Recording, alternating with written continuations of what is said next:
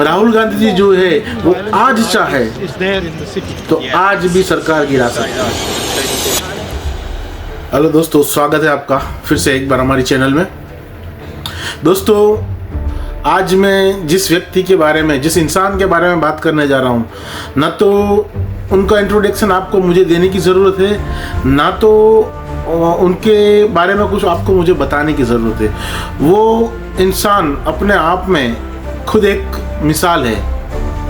हाँ दोस्तों, मैं बात करने जा रहा हूँ हमारे देश के नेता प्रतिपक्ष श्री राहुल गांधी जी। राहुल गांधी जी दोस्तों, जिनके बारे में सब लोग जानते हैं, पर एक चीज़ जो है दोस्तों, जो मैं आपको आज बताना चाहूँगा, राहुल गांधी जी एक पेशेंट का नाम है कि राहुल गांधी जी जो है वो एक सब्र का नाम है। राहुल गांधी जी के ऊपर क्या क्या क्या नहीं कहा लोगों ने। उनको सब मालूम था, उनको सब पता था। वो चाहते तो जवाब भी दे सकते थे, फिर भी इन्होंने किसी को पीछे पलट कर जवाब नहीं दिया। दोस्तों, राहुल गांधी जी, जिनको लोगों ने पप्पू कहा, जिनका मजाक उड़ाया गया, जिनकी बातों को लोगों ने सीरियस नहीं लिया, पर आज वही राहुल गांधी सबके ऊपर भारी पड़ते हुए दिख रहे हैं। आज ये कहना पड़ेगा कि आज सच में एक अकेला सब पे भारी, क्योंकि राहुल गांधी जी जो अगर चाहते तो 2 बार कांग्रेस की सरकार हुई, तब वो दोनों ही बार पीएम बन सकते थे। पर दोस्तों, उन्होंने ऐसा नहीं किया। क्यों नहीं किया? क्योंकि वो जानते थे कि अभी मुझे बहुत कुछ सीखना है, बहुत कुछ जानने की जरूरत है, ये देश चलाना है, कोई खेल नहीं खेलना है कि कोई भी आया और सीट पे बैठा। आज हम देख रहे हैं कि बिना सूझबूझ के फैसला लेने से क्या हो सकता है। दोस्तों, आज हमारा देश जो है वो कर्ज के बोझ तले दबा हुआ है। हर एक इंसान, हर एक भारतीय कर्ज के बोझ तले दबा हुआ है, और हमारा जो बिजनेस सेक्टर था वो नेस्तो नाबूद हो गया है। कुछ लोगों के अलावा कोई हमारे देश में बिजनेस नहीं कर पा रहा है। कुछ गिने चुने लोग जो है जो अपना बिजनेस चला रहे हैं, और बाकी के जो लोकल जो मतलब जो है जिसको ईमानदारी से जो काम कर रहे हैं वो स्ट्रगल कर रहे हैं, उनका बिजनेस चल नहीं रहा है। क्योंकि कोई हमारी पॉलिसी ही नहीं है, हमारी सरकार के पास कोई ऐसी योजनाएं नहीं है। सिर्फ बातें हैं कि सबका साथ सबका विकास, पर किसी का साथ नहीं, सबने साथ दिया, किसी का विकास नहीं हुआ। विकास हुआ तो कुछ गिने चुने लोगों का। तो दोस्तों, राहुल गांधी जी जो है वो आज चाहे तो आज भी सरकार गिरा सकते हैं। जी दोस्तों, क्योंकि ये सरकार बैसाखियों के सहारे चल रही है, और ये बात राहुल गांधी जी अच्छी तरह जानते हैं कि अगर बैसाखियों को हटाना है तो किस तरह हटाया जाए। और आप, मैं और सब जानते हैं कि ये जो बैसाखियां हैं वो किस टाइप की हैं। तो सरकार गिराना कोई बड़ी बात नहीं है, पर वो राहुल गांधी जी नहीं कर रहे। क्यों नहीं कर रहे? क्योंकि उनको पता है कि आज जो है बीजेपी और एनडीए इंटरनल कोलैप्स हो चुकी है। हाँ दोस्तों, इंटरनल कोलैप्स हो चुकी है। अभी वो एक कहावत है कि मरे हुए को क्या मारना, बस यही पोजीशन है। क्योंकि अगर मोदी जी ने इस्तीफा नहीं दिया तो उनको जबरन इस्तीफा दिलाया जा सकता है। तो और हमारे देश के हालात भी ऐसे नहीं है कि अभी कोई स्टेप लिया जा सके।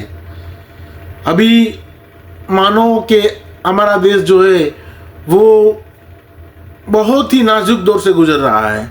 हमारे देश में बहुत ही क्रिटिकल हालात हैं। तो दोस्तों, हमें ज़रूरत है, मैं ये नहीं कहता कि अच्छे नेता बीजेपी में नहीं होंगे, बीजेपी में होंगे, अच्छे नेता बिल्कुल होंगे, पर मौका तो नहीं दिया जा रहा है। मौका देने की जरूरत थी कि भाई चलो हमसे सरकार नहीं चल रही है या हमसे प्रॉब्लम्स क्रिएट हो रहे हैं, तो कोई और आएगा, उसको चला के, इसको सौंप के देखते हैं।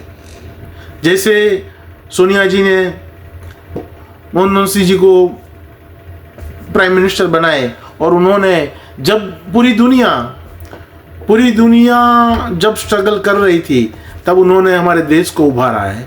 दोस्तों ये एहसान है, ये हमें भूलना नहीं चाहिए। पर कुछ लोगों को है वो जानते हुए भी कि मनमोहन सिंह जी जैसा प्राइम मिनिस्टर मिलना मुश्किल है, फिर भी उनको मोनी बाबा ये वो क्या नहीं कहा। पर दोस्तों वक्त जवाब देता है, इंसान जवाब नहीं दे सकता। जितना अच्छा जवाब वक्त देता है उतना अच्छा जवाब इंसान नहीं दे सकता। तो दोस्तों अभी आगे देखना है क्या होता है।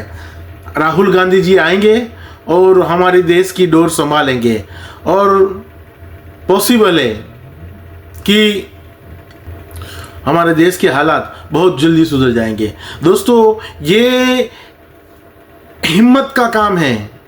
जब 2G 3G का स्कैम हुआ तो कांग्रेस ने ही अपने मंत्रियों को सस्पेंड किया, उनको निलंबित किया और उसी स्कैम की वजह से जो है कांग्रेस बदनाम हुई और कांग्रेस को सत्ता से हाथ गंवाना पड़ा।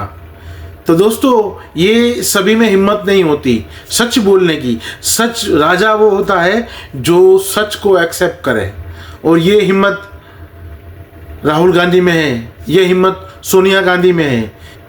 और मैं ये नहीं कहता, मैं कांग्रेस के गुणगान नहीं गाता दोस्तों, मैं ये मानता हूँ कि बीजेपी में भी अच्छे नेता होंगे। मैं आज भी कह रहा हूँ, फिर से दोहरा रहा हूँ कि बीजेपी में भी अच्छे नेता होंगे, पर उनको उभरने का मौका ही नहीं मिला, उनको कोई चांस ही नहीं मिला।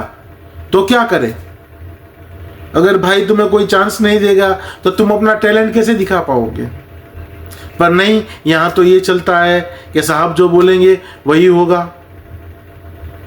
दोस्तों हमें ये चाहिए कि हमारा देश के हालात सुधरे, ना ही कि कोई पर्सनल व्यक्ति के हालात सुधरे। अगर सुखी संपन्न होना है तो पूरे देश को होना है, और ये चीज़ दोस्तों कांग्रेस ने कर दिखाई है कि पिछले 70 साल में, दोस्तों 70 साल देश आज़ाद हुआ और देश को यहाँ तक पहुँचाना ये अपने आप में एक बहुत बड़ी बात है। ये कांग्रेस ने कर दिखाया है। बीच में जनता दल की भी सरकार थी, बीजेपी की भी सरकार थी, उनमें अटल बिहारी वाजपेयी जी प्राइम मिनिस्टर थे, तो उनके समय में भी कुछ अच्छे काम हुए होंगे, वो भी भूलना नहीं चाहिए। पर दोस्तों ये तो बात ये हो रही है 70 साल में कुछ नहीं हुआ, 10 साल में ही हुआ, और ये भी सच है। हमें मानना पड़ेगा कि जो भी हुआ है 10 साल में हुआ। देश बर्बाद हुआ है 10 साल में हुआ है। देश में जो रूल्स को तोड़ के हमें वो लाइन क्रॉस करके कुछ करना पड़ रहा है, तो वो ये 14 साल में हुआ है, 70 साल में नहीं हुआ। दोस्तों हमारा देश जो बर्बादी की आड़ पे आके खड़ा है, वो भी ये 10 साल में हुआ है। दोस्तों होना तो ये चाहिए कि हमें कुछ देश के लिए सोचना चाहिए। तो बस आज के लिए इतना ही। धन्यवाद। जय हिंद दोस्तों।